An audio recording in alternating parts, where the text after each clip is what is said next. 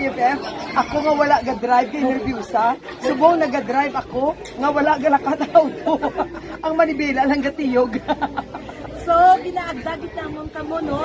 Padayon sa pagupod sa amon diri sa PLS. Kay karon iamon nga i-share sa inyo kung paano na maging tilawan ang mga matamis na prutas diri sa Don Salvador Benedicto.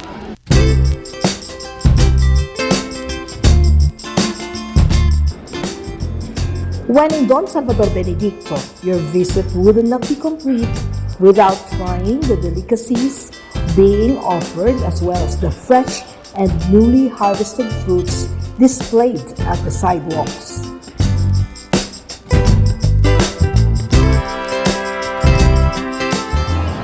BFF, why is it that everything here is so sweet?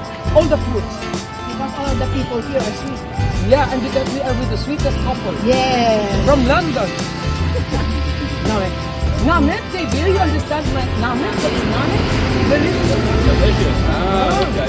You have this kind of fruit in your place? We do, but nowhere near as sweet. We get really?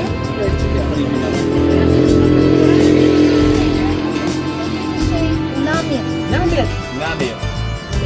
Namia.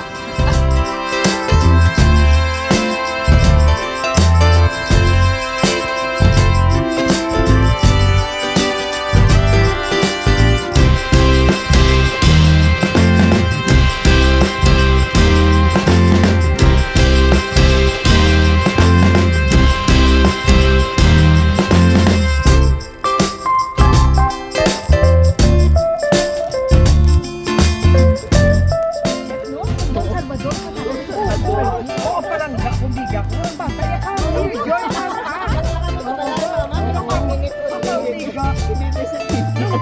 Long time no see. Sa DSB pa kami nagkikain. Ay, so glad. Pero sa mga putasan.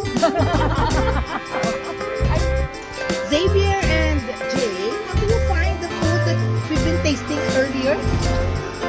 This one? This one? This is the bukayo? Yeah. Okay. And this one, you have tried this? You like it? This is like a... Vegetable propek. Yes. Yes. Maybe you'd like to take some to UK when you go. Absolutely. Yeah. Wow.